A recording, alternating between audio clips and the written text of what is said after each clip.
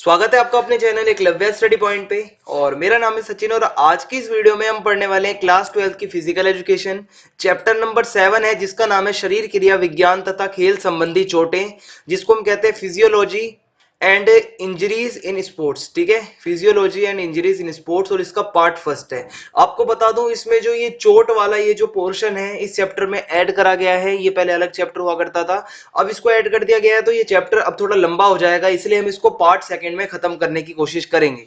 तो आइए स्टार्ट करते हैं। तो सबसे पहले हम कंटेंट देख लेते हैं, हमें क्या क्या पढ़ना है चैप्टर के अंदर।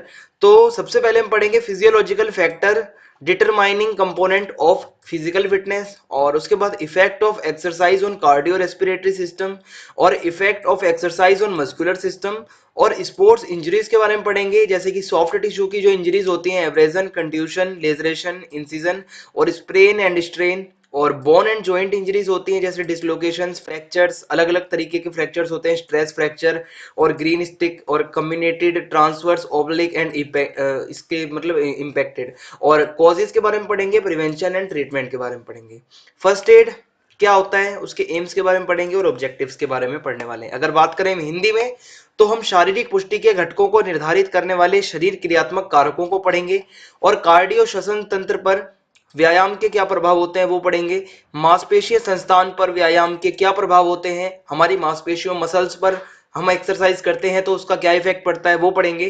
कोमल ऊतकों की कुछ चोटें होती हैं जैसे रगड़ लगना, गुमचोट, चीरा वगैरह, और विदारण, खरोच आना, ठीक है, मोच, खिंचाव, ये सब पढ़ेंगे। और फिर कठोर ऊतकों की चोटों के बारे में पढ़ेंगे, जैसे कि विस्थापन हो जाना, ठीक है, डिसलोकेशन जिसे कहते हैं, अस्थिभंग फ्रैक्चर्स जिसमें कच्चा अस्थिभंग पढ़ेंगे, बहुखंड अस्थिभंग पढ़ेंगे, पच्चड़ी अस्थिभंग, अनुप्रस्थ अस्थिभंग, तिरछा अस्थिभंग, तनाव अस्थिभंग, इसके कारण, इसके बचाव। ठीक है, तो वो अलग अलग प्रकार की चोटों के बारे में हम पढ़ने वाले हैं। और फिर प्राथमिक चिकित्सा को देखेंगे लास्ट में, फर्स्ट एड जिसको हम कहते हैं। तो सबसे पहले हमारा आज का जो टॉपिक है वो है शारीरिक पुष्टि के घटकों को निर्धारित करने वाले शरीर क्रियात्मक कारक। अब ये शारीरिक पुष्टि के घटकों को निर्धारित करने वाले शरीर क्रियात्मक कारक कौन कौन से होते हैं, आइए आपको बताता हूं। सबसे पहला कारक होता है शक्ति, ठीक है, दूसरा होता है सहन क्षमता, फिर आता है गति, और अगला होता है लचक। इन चार चीजों के बारे में आपको एक चीज बता देता हूं कि जो जितने भी लोग होते हैं, हर व्यक्ति की जो शक्ति होती है, जो गति होती है, या फ्लेक्सिबिलिटी होती है, लचक होती है, और जो सहन क्षमता होती है, उसका अलग अलग लेवल होता है। किसी में शक्ति ज्यादा होती है, किसी में शक्ति कम होती है, किसी के अंदर स्पीड ज्यादा होती है तो किसी में सहन क्षमता ज्यादा होती है। ठीक है, तो पर्सन टू पर्सन ये चीज वेरी करती है, अलग अलग होता है। ठीक है, और ये जो होता है, हर व्यक्ति के शरीर की जो शक्ति, गति और सहन क्षमता और ये जो लचक का स्तर होता है, ठीक है, इसके लिए कुछ कारक होते हैं, फिजियोलॉजिकल फैक्टर्स होते हैं जो इस चीज को निर्धारित करते हैं। अब वो कारकों को ही हम अंदर पढ़ने वाले हैं। ठीक है, हमारे पुष्टि के घटक तो ये हैं, इनको निर्धारित करने वाले कारक अब कौन कौन से हैं कि किसी की शक्ति कैसी होगी, किसी की गति कैसी होगी, ज्यादा होगी या इंसान में कम होगी, उन सबको कौन कौन से वो फैक्टर्स हैं जो मतलब है ना निर्धारित करते हैं, वो हम पढ़ेंगे। आइए स्टार्ट करते हैं। तो शारीरिक पुष्टि को निर्धारित करने वाले कारक और ये जो घटक होंगे, आइए देखते हैं। पहला जो हमारा शक्ति है, इसको अंदर डीपली पढ़ेंगे कि शक्ति को जो है मतलब निर्धारित करने वाले शरीर क्रियात्मक वो कौन से कारक हैं जिनसे किसी भी व्यक्ति के अंदर शक्ति कैसी होगी उसका हम अंदाजा लगा सकते हैं। तो किसी भी व्यक्ति के शरीर में शक्ति को निर्धारित करने वाले जो शरीर क्रियात्मक कारक होते हैं वो निम्नलिखित हैं। मतलब कौन कौन से हैं, नीचे लिखा हुआ है। पहला है बॉडी वेट, उस व्यक्ति का भार कितना है। दूसरा है मांसपेशियों की बनावट, उस व्यक्ति की जो मसल्स हैं उसकी शेप कैसी है, मांसपेशियों का साइज कैसा है, और गामक इकाई। ठीक है, तो आइए वन बाय वन पढ़ते हैं शक्ति के बारे में। ठीक है, शक्ति, तो इसमें सबसे पहला पॉइंट है बॉडी वेट।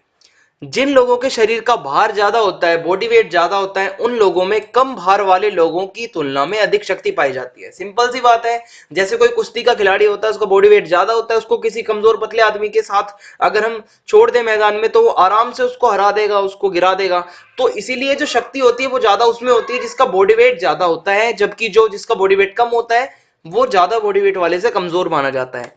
और दूसरा जो है, जो कारक, वो है मांसपेशियों की बनावट, कैसी मांसपेशियां हैं। ठीक है, तो हमारे शरीर की मांसपेशियां जो होती हैं वो व्हाइट तथा लाल जो रेड फाइबर्स होते हैं उनसे मिलकर बनती है। ठीक है, आपने देखा भी होगा कई बार फोटोज में मसल्स की, तो व्हाइट और लाल का ये जो मिक्सचर होता है इससे मिलकर बनी होती है।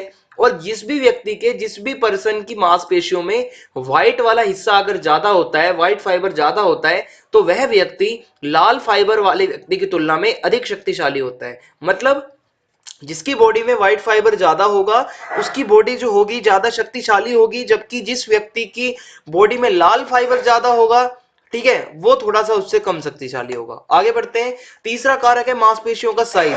तो जिस व्यक्ति की मांसपेशियों का साइज बड़ा होता है, मांसपेशियों के साइज का आकार बड़ा होता है, तो वह व्यक्ति जो होता है वो ज्यादा शक्तिशाली माना जाता है।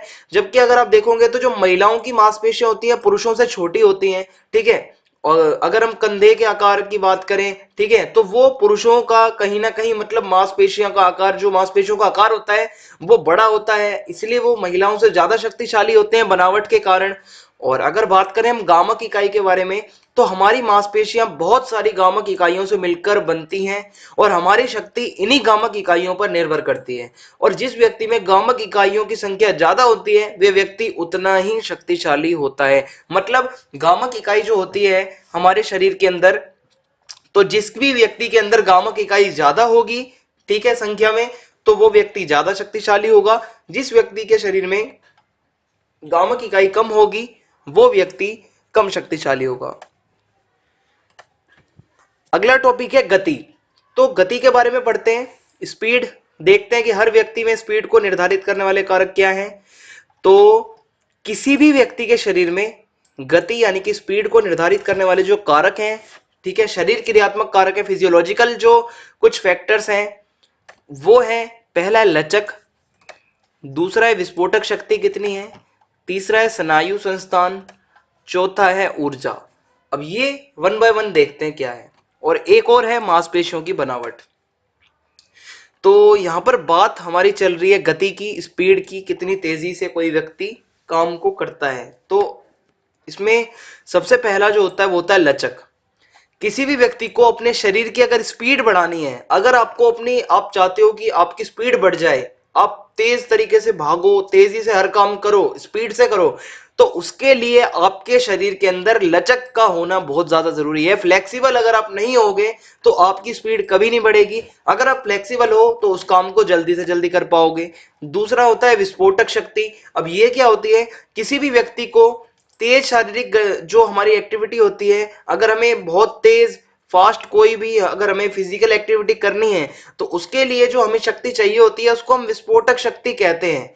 और अगर किसी व्यक्ति के पास विस्फोटक शक्ति नहीं होती तो उस व्यक्ति के अंदर मतलब स्पीड जो होती है वो कम होती है। विस्फोटक मतलब झटके से आप एकदम कोई भी अगर काम कर सकते हो, झटके से एक्टिविटी कोई कर सकते हो शारीरिक, तो उसके लिए आपको विस्फोटक शक्ति चाहिए होती है स्पीड से करने के लिए। अगर आपके शरीर में विस्फोटक शक्ति नहीं है तो आप किसी भी कार्य को स्पीड से नहीं कर पाओगे।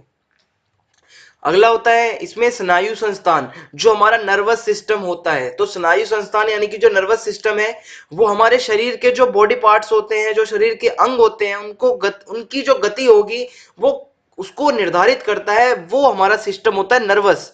नर्वस सिस्टम ही हमारे शरीर के पार्ट्स होते हैं, उनकी गति को, स्पीड को निर्धारित करता है। और हम ट्रेनिंग के द्वारा स्नायु संस्थान की गतिशीलता को बढ़ा सकते हैं। अगर हम लगातार प्रैक्टिस करते हैं, ट्रेनिंग करते हैं, एक्टिविटीज करते हैं, एक्सरसाइज करते हैं, तो उससे क्या होता है, हमारा जो स्नायु संस्थान है, जो नर्वस सिस्टम है, वो उसकी जो गतिशीलता है, ठीक है, उसके काम करने का जो तरीका है उसको हम बढ़ा सकते हैं, काफी इसमें सुधार कर सकते हैं। और कोई भी व्यक्ति जब कोई तेज गति से या तेजी से एक्टिविटी करता है तो उसकी मांसपेशियां तेजी से संकुचित होती हैं यानी कि टाइट होती हैं। आपने देखा होगा अगर हम कोई रनिंग करते हैं तो हमारी मांसपेशियां एकदम से टाइट होती हैं और उसके बाद ढीली रिलैक्स भी होती हैं, फिर टाइट होती हैं, फिर ढीली होती हैं। मांसपेशियों का मतलब ये जो पूरी चीजें होती हैं इसी को क्या कहा जाता है, स्नायु संस्थान की गतिशीलता। हमारा नर्वस सिस्टम मतलब हमारी बॉडी की जो मसल्स हैं उनको टाइट भी कर सकता है, ठीक है, उनको रिलैक्स भी कर सकता है, वापस संकुचित कर सकता है, शिथिल कर सकता है। तो ये सारी चीजें कब पॉसिबल होंगी, जब हम अच्छे से अच्छे प्रैक्टिस करेंगे, तभी स्नायु संस्थान की गतिशीलता में सुधार हो पाएगा। अगला होता है एनर्जी।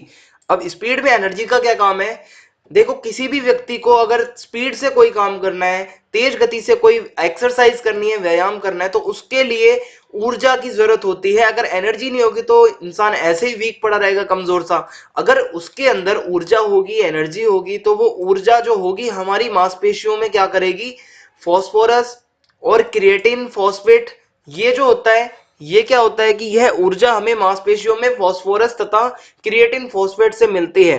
ठीक है, ये ऊर्जा कहां से मिलती है? हमारे मांसपेशियों के अंदर फास्फोरस और जो क्रिएटिन फॉस्फेट होता है वहां से मिलती है। अगर हम ट्रेनिंग करें तो हम यह ऊर्जा बढ़ा सकते हैं। तो स्पीड से अगर कोई भी काम करना है हमें, तो उसके लिए हमें ऊर्जा कहां से मिलती है? हमारे मांसपेशियों में जो फास्फोरस और क्रिएटिन फॉस्फेट होता है वहां से मिलती है। और अगर हम ट्रेनिंग करते हैं डेली तो हम इस ऊर्जा को, अपनी एनर्जी को बढ़ा सकते हैं। अगला होता है कारक जो है वो मांसपेशियों की बनावट। हमारे मांसपेशियों की बनावट है, ठीक है, वो भी निर्धारित करती है कि हमारी स्पीड कैसी होगी। मैंने आपको बताया मांसपेशियों की बनावट व्हाइट फाइबर और रेड फाइबर, ठीक है। तो जिस व्यक्ति की मांसपेशियों में व्हाइट फाइबर ज्यादा होता है तो वह मांसपेशियां जल्दी से सिकुड़ पाती हैं, जिसके कारण उनमें ज्यादा गति होती है। जो मांसपेशी जितनी जल्दी सिकुड़ जाएगी उसमें गति ज्यादा होगी। जबकि जिस व्यक्ति की मसल्स में लाल फाइबर ज्यादा होता है वो देरी से सिकुड़ती हैं, देरी से रिलैक्स होती हैं, तो उसमें कहीं ना कहीं स्पीड नहीं आ पाती। स्पीड के लिए हमें क्या चाहिए? हमारी मांसपेशियां जल्दी से जल्दी सिकुड़े, जल्दी से जल्दी रिलैक्स होएं, तो और हमारा स्नायु संस्थान, नर्वस सिस्टम ठीक रहे। तो इसके लिए जिस व्यक्ति के शरीर की जो मसल्स होती हैं उसमें जो व्हाइट जो फाइबर होता है अगर वो ज्यादा होता है तो वो ये काम को जल्दी कर सकता है। अगला टॉपिक है सहन क्षमता, जिसको हम इंड्योरेंस भी कहते हैं, सहन शक्ति भी कहते हैं, सहन क्षमता भी कहते हैं। देखते हैं आइए इसके अंदर क्या है। तो किसी भी व्यक्ति के शरीर में अगर सहन क्षमता को अगर हमें बढ़ाना है, सहन क्षमता, ठीक है, किसी चीज को लंबे समय तक कैसे जारी रख सकते हैं हम, ठीक है, तो उसके लिए जो कारक होते हैं उसमें पहला होता है एरोबिक कैपेसिटी, किसी भी व्यक्ति की एरोबिक कैपेसिटी। दूसरा होता है लैक्टिक एसिड सहनशीलता। टॉपिक थोड़ा सा आपको कॉम्प्लिकेटेड लगेगा पर अंदर बहुत आसान है, आइए देखते हैं। तो एरोबिक क्षमता क्या होती है, पहले तो आप ये समझिए। एरोबिक कैपेसिटी कोई भी एक्टिविटी है, कोई गतिविधि है, उसको हम लगातार निरंतर रूप से करते रहने के लिए मांसपेशियों को निरंतर ऊर्जा की आवश्यकता होती है। हमें कोई भी एक्टिविटी लंबे समय तक लगातार करनी है तो उसके लिए हमारी मांसपेशियों को, हमारी मसल्स को एनर्जी चाहिए होती है। और मांसपेशियों की ये जो एनर्जी की जरूरत होती है इसको केवल ऑक्सीजन की उपस्थिति में ही पूरा किया जा सकता है। मतलब हमारी मसल्स को जो एनर्जी चाहिए होती है किसी एक्टिविटी को करते समय, उसके लिए हमें क्या चाहिए होता है? ऑक्सीजन की प्रेजेंस होनी चाहिए। ऑक्सीजन बहुत ज्यादा जरूरी होता है। इसलिए व्यक्तियों की सहन क्षमता जो होती है, जो एंड्योरेंस होती है, वो किस पर निर्भर करती है कि वो व्यक्ति सांस लेना और छोड़ना, व्यक्ति की क्षमता कैसी है। मतलब व्यक्ति कितनी जल्दी सांस लेता है फिर उसको कितनी जल्दी छोड़ता है, सांस लेता है फिर छोड़ता है, ये जो एक एरोबिक क्षमता होती है इसी को कहते हैं। तो इस पर निर्भर करता है कि हम किसी काम को कितने लंबे समय तक कर पाएंगे। वरना अगर ये क्षमता नहीं होगी तो हमारी सांस फूल जाएगी, सांस फूल जाएगी तो फिर हम कुछ काम को नहीं कर पाएंगे, ज्यादा लंबे समय तक सह पाएंगे। दूसरा होता है लैक्टिक एसिड की सहनशीलता। हमारी बॉडी में एक एसिड बनता है जिसको कहते हैं लैक्टिक एसिड। अब कोई कोई होता है जो इसको सहन कर पाता है, कोई इसको सहन नहीं कर पाता। तो आइए देखते हैं। तेज शारीरिक गतिविधियों के दौरान शरीर में लैक्टिक एसिड का निर्माण होता है। जब हम फास्ट फास्ट स्पीड से कोई अगर फिजिकल एक्टिविटी करते हैं तो उससे हमारी बॉडी के अंदर लैक्टिक नाम का ये जो एसिड होता है, लैक्टिक एसिड, इसका निर्माण होता है। और जो लैक्टिक एसिड को सहन करने की क्षमता अगर किसी के अंदर नहीं होती, अगर मान लो आपने फास्ट स्पीड से कोई एक्टिविटी करी, आपके शरीर में लैक्टिक एसिड का निर्माण हुआ, और अगर आप उसको सहन नहीं कर सकते, लैक्टिक एसिड को सहन करने की क्षमता नहीं है, तो शारीरिक एक्टिविटीज को लगातार लंबे समय तक आप जारी नहीं रख सकते। मतलब आपकी सहन क्षमता ऑटोमेटिकली कम हो जाएगी। ठीक है, तो लैक्टिक एसिड को सहन करना जो होगा, अगर लैक्टिक एसिड आप सहन नहीं कर पाओगे तो आप अपनी एंड्योरेंस को नहीं बढ़ा पाओगे। अगला टॉपिक है लचक, जिसको हम कहते हैं फ्लेक्सिबिलिटी। लचक के बारे में पढ़ते हैं, आइए देखते हैं। तो किसी भी व्यक्ति के शरीर में लचक को निर्धारित करने वाले या फिजियोलॉजिकल क्या वो फैक्टर्स होते हैं, आइए देखते हैं। एक होता है आयु और लिंग। देखो, जो हमारी लचक होती है, फ्लेक्सिबिलिटी होती है, हमारी एज पर निर्भर करती है और हमारा क्या लिंग है, ठीक है, क्या हमारा जेंडर है। चोट अगर किसी को लगी हो तो वो भी प्रभावित कर सकती है इस चीज को।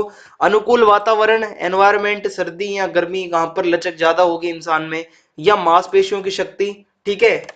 और एक होता है व्यायाम। ये कारक होते हैं, याद रखना, ये आपके एग्जाम के पॉइंट ऑफ व्यू से बहुत इंपॉर्टेंट क्वेश्चंस हैं जो मैं आपको करवा रहा हूं। और आइए अब इनको वन बाय वन देखते हैं। तो लचक, आप देख सकते हैं फोटो में, लचक का मतलब क्या होता है कि कितनी फ्लेक्सिबिलिटी है, आपका शरीर कितना फ्लेक्सिबल है, ठीक है, इसी को हम लचक कहते हैं। तो सबसे पहला जो कारक होता है, फैक्टर होता है, वो होता है एज और हमारा जेंडर, आयु और हमारा लिंग। तो किसी भी व्यक्ति की आयु उसके शरीर की लचक को निर्धारित करती है। सिंपल सी बात है, जो जवान होगा उसके अंदर फ्लेक्सिबिलिटी ज्यादा होगी, जो जैसे जैसे व्यक्ति बूढ़ा होता जाता है, उसकी एज बढ़ती जाती है, तो शरीर की लचक जो होती है वो कम होती जाती है। जबकि अगर लिंग की बात करें तो महिलाओं से ज्यादा पुरुषों में जो है अधिक लचक होती है। ठीक है, महिलाओं में लचक थोड़ी कम होती है, और पुरुषों के अंदर जो है पुरुषों की तुलना में अधिक लचक पाई जाती है। ठीक है, महिलाओं में उसी उम्र के पुरुषों की तुलना में अधिक लचक पाई जाती है। आगे देखते हैं चोट और इंजरी। ठीक है, चोट और इंजरी कैसे प्रभावित करता है हमारी फ्लेक्सिबिलिटी को। देखिए, अगर किसी भी व्यक्ति को किसी प्रकार की चोट लग गई हो, कोई इंजरी हो गई हो, या जिसके कारण उसकी मांसपेशियों को, उसकी मसल्स को कोई नुकसान हुआ हो, हानि हुई हो, तो उससे क्या होता है, उस व्यक्ति की बॉडी में लचक जो होती है वो कम हो जाती है, लचक में कमी आ जाती है, हमारी फ्लेक्सिबिलिटी कम हो जाएगी। अगर हमें चोट लग जाए, मान लो आपके घुटने पे चोट लग गई, तो आप कैसे स्ट्रेचिंग कर पाओगे। ठीक है, तो यही बात होती है। अगला जो होता है एक फैक्टर, वो होता है अनुकूल वातावरण, हमारा एनवायरनमेंट कैसा है। तो ठंडी जगह में जो रहने वाले व्यक्ति होते हैं, वहां पे लचक थोड़ी हमारी कम हो जाती है। ठीक है, ठंड में हमारी लचक कम हो जाती है, जबकि गर्म स्थानों पर खेलने से तथा रहने से क्या होता है, हमारे शरीर के अंदर फ्लेक्सिबिलिटी बढ़ती है। इसलिए आपने देखा होगा कि हम कोई भी खेल को खेलते हैं तो हम अपने शरीर को गर्माते हैं, वार्म अप करते हैं। वार्म अप जरूरी होता है, वार्म अप करने से क्या होता है, हमारे शरीर की फ्लेक्सिबिलिटी बढ़ती है। जबकि अगर हम ऐसे ही पड़े रहेंगे अगर ठंडी जगह पे, तो कहीं ना कहीं शरीर जाम हो जाएगा और कोई भी फिर फ्लेक्सिबल हम एक्टिविटी नहीं कर पाएंगे। चौथा फैक्टर होता है मांसपेशियों की शक्ति, मसल्स की पावर। तो इसमें जो होता है आपकी फ्लेक्सिबिलिटी को कैसे अफेक्ट करती है, कि किसी भी व्यक्ति की मांसपेशियां अगर कमजोर होती हैं, मसल्स कमजोर हैं, तो उस व्यक्ति में लचक की कमी होगी, लचक कम होती है।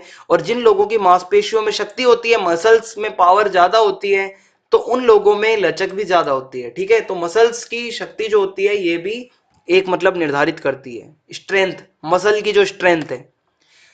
अगला जो है फैक्टर वो है व्यायाम, यानी कि एक्सरसाइज। तो प्रतिदिन अगर हम एक्सरसाइज करेंगे तो ऑब्वियसली हमारी लचक जो है, फ्लेक्सिबिलिटी बढ़ेगी। अगर कोई व्यक्ति व्यायाम नहीं करता, पड़ा रहेगा, ठीक है, बेड से उतरेगा ही नहीं, सुबह 12-12 बजे तक अगर सोया रहेगा, तो क्या होगा, उसकी बॉडी जाम हो जाएगी सोए सोए, और उसके शरीर के अंदर जो फ्लेक्सिबिलिटी होनी चाहिए वो नहीं होगी। तो लचक को बढ़ाने के लिए हम डेली एक्सरसाइज कर सकते हैं, स्ट्रेचिंग कर सकते हैं, स्ट्रेचिंग वाले कुछ एक्सरसाइजेस होती हैं वो कर सकते हैं। तो ये फैक्टर्स थे जो मैंने आपको बताए।